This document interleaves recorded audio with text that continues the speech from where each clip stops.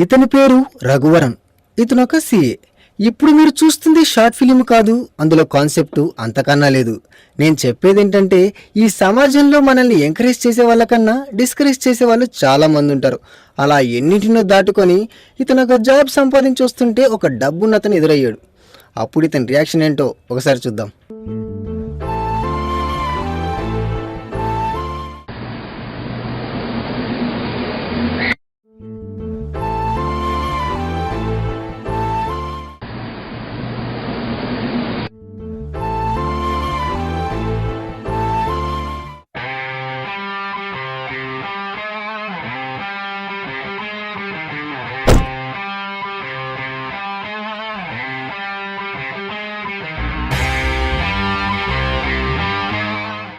ఎరా CA, road పైన నడుచుకుంటూ వస్తున్నావు. 10th పాస్ అని నేనే కార్లో వస్తున్నావా?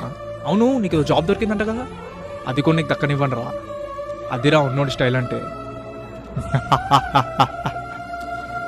ఏరా ఎర్రి పప్ప, ఎటువంటి కష్టము పడకుండా అసలు ఏ క్వాలిఫికేషన్ లేకపోయినా మీ నాన్న ఉన్నోడు అని ఒకే ఒక్క కారణంతో చెమట కూడా పట్టకుండా స్ట్రైట్ ఎండి చెల్లకు వచ్చిన నీకే అంత పొగరుంటే, అమ్మ నాన్న తిప్పలు పడి స్కూల్ ఫీజు కడితే ఎల్కేజీ నుంచి 10th క్లాస్ వరకు కష్టపడి చదివి పాస్ అయ్యి ఇంటర్మీడియట్ లో ఈజీగా ఉన్న గ్రూపులని వదిలేసి ఎంఈసీ చదివితేనే చార్టర్ అకౌంటెంట్ అవ్వగానే చెప్పితే కష్టమైన అదే గ్రూప్ సెలెక్ట్ చేసుకొని ఎకనామిక్స్ కో ట్యూషన్, కామర్స్ కో ట్యూషన్, మ్యాథ్స్ కో ట్యూషన్ రోళ్లు పట్టుకొని తిరిగి ఆ ఫీజు కట్టాలి ఈ ఫీజు కట్టాలి అమ్మా నాన్న హింస పెట్టి బోర్డ్ ఎగ్జామ్ లో పాస్ అవడానికి ఫ్లాస్క్ లో టీ పెట్టుకొని రాత్రి అంతా చదివి అలారం పెట్టి పొద్దున్నే లేచి మళ్ళీ చదివి తీరా పాస్ అయ్యాక సీపీటీ లో మార్క్స్ రాకపోతే లాంగ్ టైం కోచింగ్ తీసుకొని అప్పటికి సరైన మార్క్స్ రాక అమ్మ నగలు తాకట్టు పెట్టి మంచి కాలేజీలో సీట్ సంపాదిస్తే తెలుగు మెయిన్స్ వచ్చిన నాకు ఇంగ్లీష్ అర్థం కాక సిపిటి నుంచి సిఏ ఫైనల్ వరకు ఎన్నో అటెంప్ట్ చేసి పాస్ అయ్యి సమాజానికి వస్తే ఈ జనమంతా నన్ను ఉద్యోగం లేని ఎదవాన్ని నీచంగా మాట్లాడుతున్న లెక్క చేయకుండా ఉద్యోగం కోసం ఆ కంపెనీ చుట్టూ ఈ కంపెనీ చుట్టూ పిచ్చి కుక్కలుగా 4 ఏళ్ళుగా తిరుగుతున్న నన్ను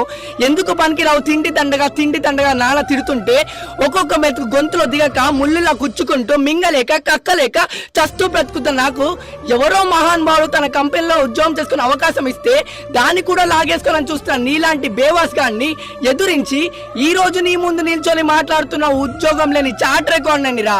నాకెంత పొగరుండాలరా.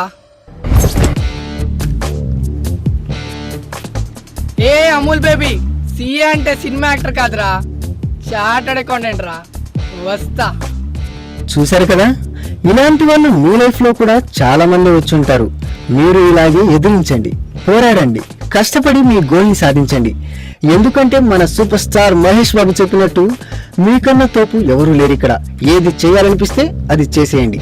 మీ ప్రణయ్ కృష్ణ.